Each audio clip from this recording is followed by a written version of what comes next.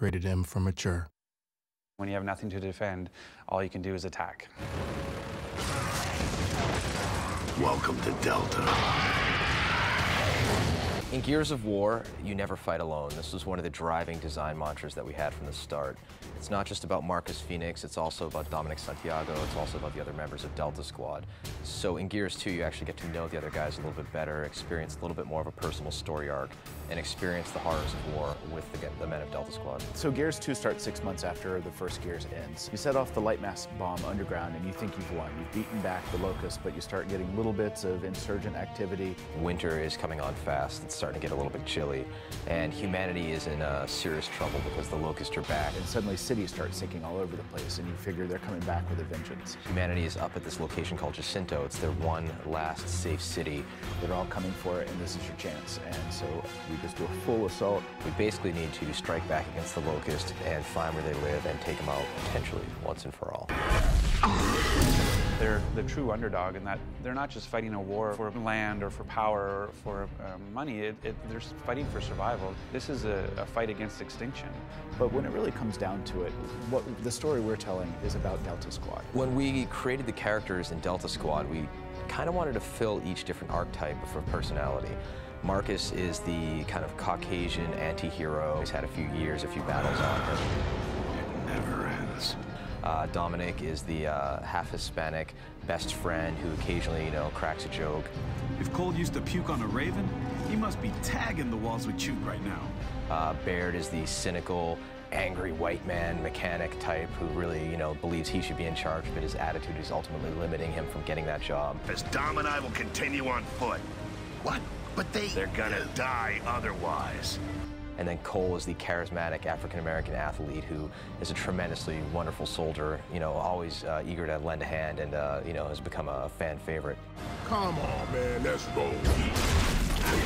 Marcus Phoenix is an enigma wrapped in a riddle. I'm not sure if the game made Marcus cool or Marcus made the game cool, but he's just a guy who's stuck in the situation and he wants out of it. And the best way to get him to be able to go back to his regular life, if there even is a regular life anymore, is to beat the Locusts back.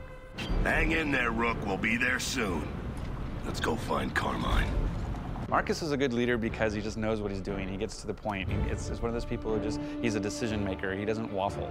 He's a guy who chose his family over his duty back in the day when he went out to help his father, Adam Phoenix. Dom looks up to Marcus, right? Baird's not a leader. He gets busted. He constantly gets promoted and then gets busted down to private every single time for doing something stupid.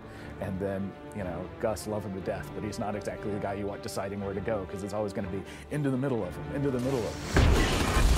One of the new Gears you get to meet in Gears 2 is Ty Caliso, who's a longtime friend of Marcus's. They actually fought together in the Pendulum Wars. Ty, good to see you. We wanted to bring in a new, good, tough soldier, but we didn't want another over-the-top Gus or another taciturn Marcus. And, where do you go? Spiritual is what we thought. Someone who's fighting, it's something they believe in, and they believe sort of in, I won't say Bushido, but that art of the warrior and spirituality. Fate has thrown us together again, huh, Marcus? And it's just a kind of a different feel. We've really steered clear of religion in Gears. There's lots of statuary, things that sort of imply a religion, but we've kind of avoided that. And so this is the first time we've maybe peeked a little bit in about what their beliefs are. Everything happens for a reason. Wait a minute. This doesn't mean we gotta fight in your army now, does it? I didn't say that, but you're not staying here. The Stranded to us are people who have chosen to stay and not to get caught up in sort of the cog way. However, after years of that lifestyle, it would probably get pretty exhausting, and there's a certain percentage of Stranded that are okay signing up for the cog. Dizzy's one of those characters that made that trade-off, and he's driving a giant truck for you in Gears 2. Hold them off, boys! Get your asses down there! When you're making a game or a universe like Gears and you have your primary character of Marcus, you have to be very careful with how much personality you put on him because the player is projecting himself onto that guy. If Marcus was looking for his wife, the player would be like, wait, why do I care about this woman? With Dom, we're able to play with these emotions a little bit more. When we wrote Dom, Dom is the voice of the player.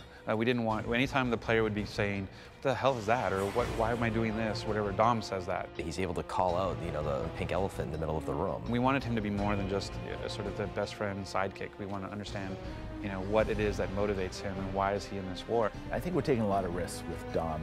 It's not just about killing Locust anymore. You ever seen this woman? Name's Maria.